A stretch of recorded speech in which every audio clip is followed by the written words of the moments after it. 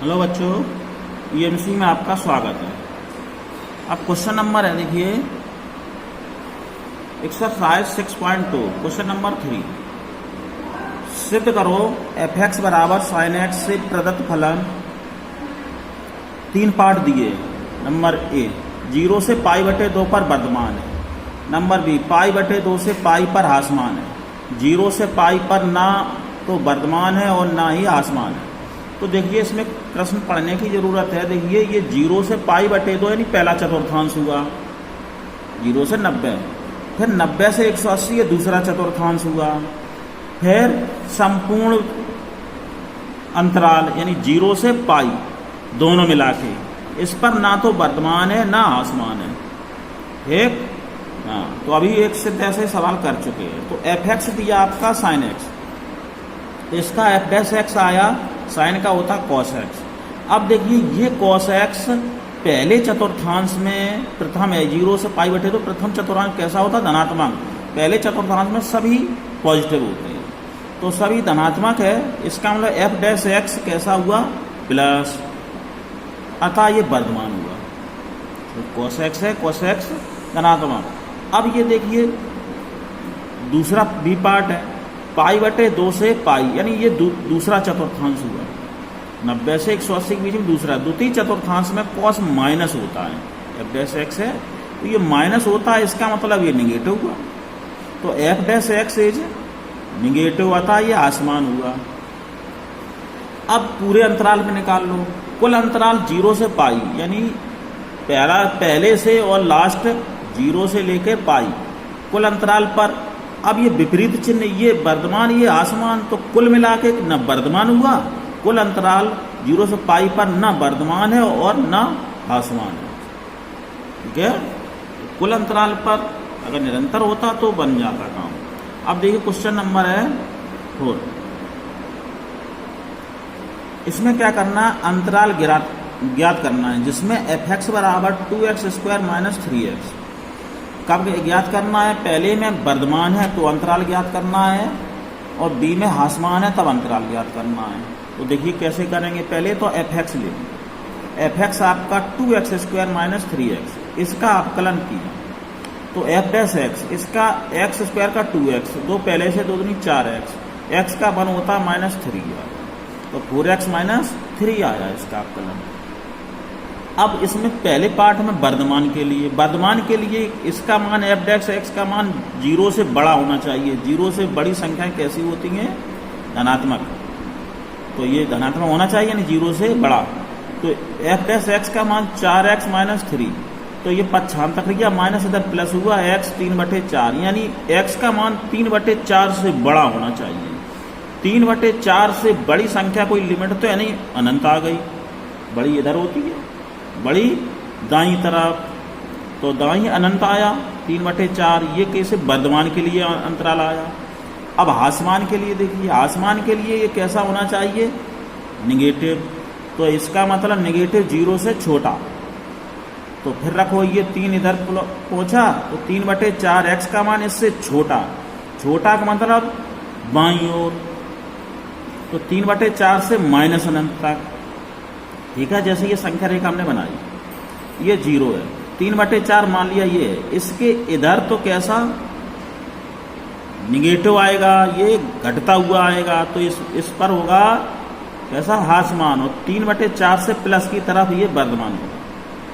ठीक, ये दोनों अंतराल आ गए, एक ये अंतराल है, ये एक ये। आगे देखिए क्वेश्चन नंबर है 5 में अंतराल इसमें भी ज्ञात करना है जिसमें एफ एक्स बराबर 2x³ - 3x² - 36x + 7। इसमें भी अंतराल ज्ञात करना, पहला है वर्धमान है तो अंतराल ज्ञात करना है, दूसरा ह्रासमान के लिए। तो पहला काम करना है एफ डैश एक्स निकालना है। एफ एक्स हमने लिख ली, एफ डैश एक्स अवकलन करना है।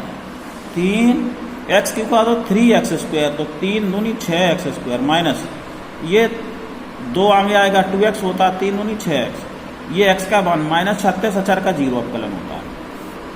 अब इसके गुणनखंड करने हैं तो 6 कॉमन लिए, x² - x - 6 फैक्टर कर लो तो 6 के ऐसे गुणनखंड घटाने से एक आया, 3 दूनी 6, 3 में से 2 घटा दो, एक तो 6 कॉमन, आपके फैक्टर आ गए 6x - 3x + 2 ये आए। अब इसमें हमें वर्धमान और आसमान के लिए ज्ञात करना है।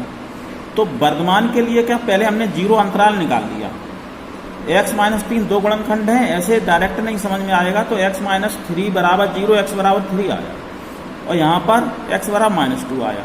कोई रेखा है 2 जगह से काटने पर तो उसमें 3 खंड होते हैं, 2 जगह से काटने पर 3 खंड। कैसे ये रेखा बना दी, ये मूल बिंदु है, यहाँ -2 बिंदु आया ये, और ये 3 आया, तो देखो ये पूरी माइनस अनंत से -2 के बीच, -2 से 3 के बीच, और 3 से अनंत के बीच में कितने खंड, 1 2 3, 2 जगह से काटने पर 3 खंड होते हैं।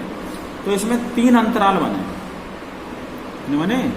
3। इसके लिए अब प्लस माइनस इसको निकालना टेबल से पता चलेगा, इससे आसानी से समझ में आ जाता। देखिए कैसे, पहले हमारा अंतराल है -अनंत से -2, तो हमने आगे पीछे लिख दिया, कोई दिक्कत नहीं, -अनंत से -2 या -2 से -अनंत। ये वाला दूसरा अंतराल है -2 से 3, -2 से 3, तीसरा 3 से +अनंत, 3 से +अनंत। अब इसमें फैक्टर कितने हैं, 1 2, दोनों के चिन्ह देखिए इस अंतराल में कैसे रहते हैं।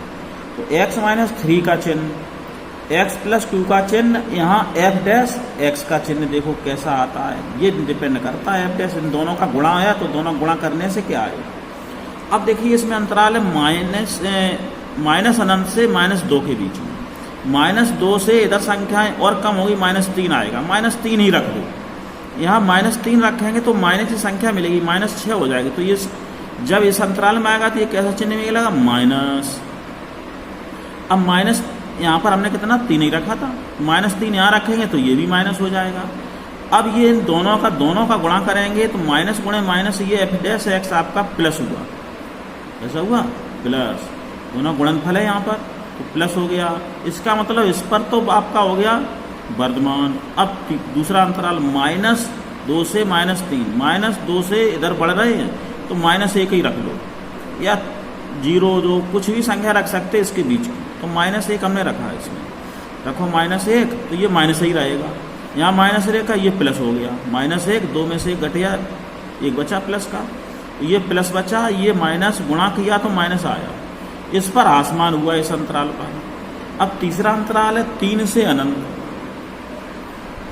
3 से अनंत के बीच में 4 5 6 बहुत संख्याएं हैं, तो हमने 4 ही रख ली, 4 रखो, या 4 में से 3 घटाए तो यहाँ प्लस हो गया, और 4 प्लस तो ये भी प्लस हुआ, तो प्लस गुणे प्लस बराबर प्लस हुआ।